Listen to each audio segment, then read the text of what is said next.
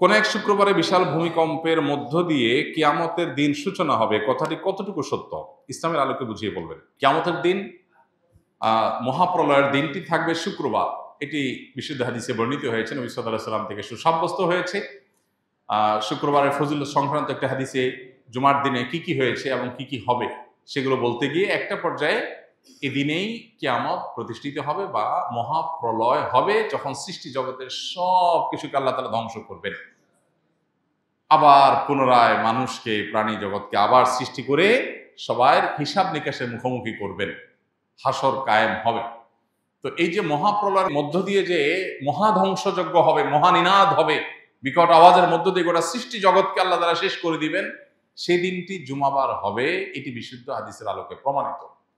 এখানে একটা সূক্ষ্ম প্রশ্ন তৈরি হয়, সেটা হলো, জুমার দিনে গোটা দুনিয়া ধ্বংস হবে, এটা হাদিসে আছে, অথচ গোটা পৃথিবীর সব জায়গায় একই দিনে জুমার দিন হয় না। বাংলাদেশে আমরা যখন আজকে ধরুন জুমার দিন, শুক্রবার দিন, এখন আমরা জুমার দিনে জুমা আদায় করছি, জুমার দিনে আমল করছি, ঠিক এই সময় পৃথিবীর অনেক দেশে গভীর রাত, ঘুম বা অন্য কোনো দিন, বৃহস্পতিবার। তাহলে যখন কিয়ামত একই দিনে হবে গোটা পৃথিবীতে, বার তো একইটা থাকবে না, তাহলে সেখানে তো শুক্রবার না, সেখানে কেমনে কিয়ামত হবে? এটার উত্তর হলো, আজকে পৃথিবীর যে ব্যবস্থাপনা আমরা দেখতে পাচ্ছি, মহাপ্রলয়ের দিন পৃথিবীর এই ব্যবস্থাপনা থাকবে না।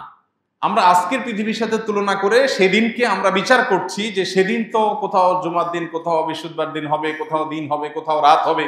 এই দিন এবং রাত এবং বারের এই পরিবর্তন আল্লাহর যে সমস্ত সৃষ্টির কারণে হয়ে থাকে, যে সিস্টেমের কারণে হয়ে থাকে, কিয়ামতের মুহূর্তে ওই সিস্টেম পুরাটাই মুখ থুবড়ে পড়বে, ভেঙে পড়বে, এগুলোর কোনোটাই কাজ করবে না।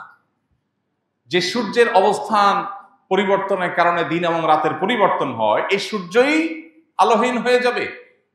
হাদিসে আসছে, নবী সাল্লাল্লাহু আলাইহি ওয়াসাল্লাম বলেছেন, যেই সকাল থেকে মহাপ্রলয়ের শুরু হবে তার আগের রাত হবে দীর্ঘ।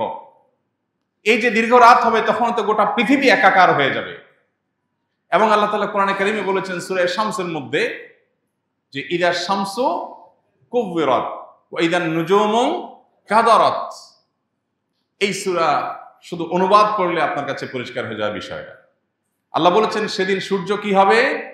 আলোহীন হয়ে যাবে। সূর্যের আলোর কারণে তো দিন হয়।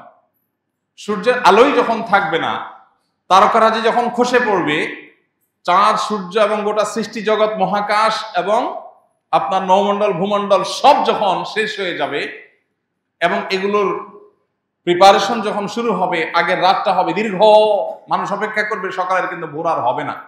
এরপরে পশ্চিম দিকে সূর্য উঠবে, তারপরে ধাপে ধাপে সিংহা ফুৎকার দেয়া হবে, মহাপ্রলয় শুরু হবে।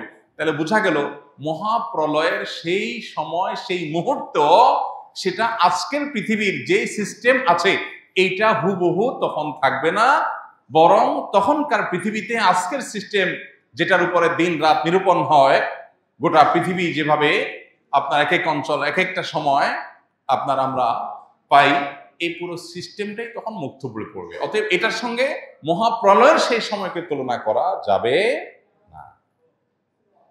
আর সবচেয়ে বড় বিষয় হলো, যখন কোনো হাদিস বিশুদ্ধভাবে প্রমাণিত হয়, তখন সে হাদিস যদি আমাদের কোনো কারণে বুঝে নাও আসে, তো আল্লাহ তাআলা ভালো জানেন কিভাবে এটা হবে, কিন্তু হবে এটুকু নিশ্চিত। আমার বুঝে নাও আসতে পারে, না আসলেও আমার ঈমানের জায়গা হলো যে হাদিসে নবী সাল্লাল্লাহু আলাইহি ওয়াসাল্লাম বলেছে এটা হবে, তাহলে হবে। অনেক কিছুই তো আমাদের বুঝে আসে না। 1450 বছর আগে নবী সাল্লাল্লাহু আলাইহি ওয়াসাল্লাম অনেক কিছু বলেছে যেটা আমাদের বুঝে আসে না। কোরআনে আল্লাহ তাআলা বলেছেন যে ওয়াল বিগালা ওয়াল হামিরা লিতারকাবুহা ওয়া জিনা। একটা পর্যায়ে আল্লাহ তাআলা বলেছেন ওয়া ইয়াখলুকু মা লা তা'লামুন। আর এই যে গাদা, খচ্চর, যেগুলো তোমরা বাহন হিসাবে এগুলোকে গ্রহণ করছো, এগুলো দিয়ে তোমরা চলাফেরা করছো। দেখুন তখনকার পৃথিবীতে গাদা, খচ্চর, ওট, ঘোড়া, এই তো, এছাড়া তার বাহন ছিল না। এগুলো দিয়ে মানুষ চলতো, নৌকা দিয়ে মানুষ চলতো। আল্লাহ বলছেন বাহন হিসাবে আরো অনেক বাহন সৃষ্টি হবে যেটা তোমরা জানো না। এখন সেই বাহন, বাস, ট্রাক, বিমান, বিভিন্ন রকমের বাহন তৈরি হয়েছে, কেউ নেই। 1450 বছর আগে আল্লাহ তাআলা যখন এই আয়াত নাজিল করেছেন, তখন কি সাহাবীদের কাছে এটা পরিষ্কার ছিল? তারা তো দেখছেন যে ঘোড়া, গাদা, খচ্চর, ওঁট, এই তো নৌকা, এগুলোতে তো মানুষ চড়ে, এগুলোই তো বাহন।